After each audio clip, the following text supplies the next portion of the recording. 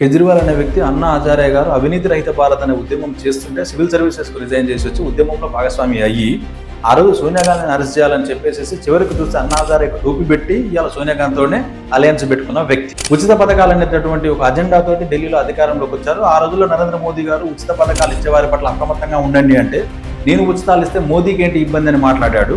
మీరు ఉచితాలు ఇస్తే మోదీకి కాదు ఎవరికి ఇబ్బంది లేదు, కానీ ఉచితాలు ఇవ్వడం కోసం తప్పుడు ఆదాయ మార్గాలను అన్వేషిస్తే తప్పుడు వ్యవస్థలను క్రియేట్ చేస్తేనే ఇబ్బంది.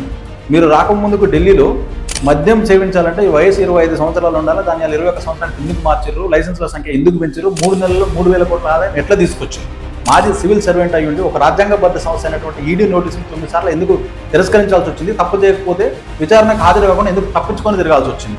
చివరిగా హజారే గారు చెప్పింది ఏంటంటే, వాడు వంచనకు చేశాడు కాబట్టి కర్మఫలం అనుభవించాల్సిందని చెప్పాడు. ఏ ప్రభుత్వం అయినా సరే ఉచిత పథకాలు అనేది ప్రవేశపెట్టి వాటిని నెరవేర్చడానికి ఇలా తప్పుడు ఆదాయ మార్గాలను అన్వేషిస్తే వాళ్ళు కూడా చివరికి వెళ్లాల్సింది జైలుకే.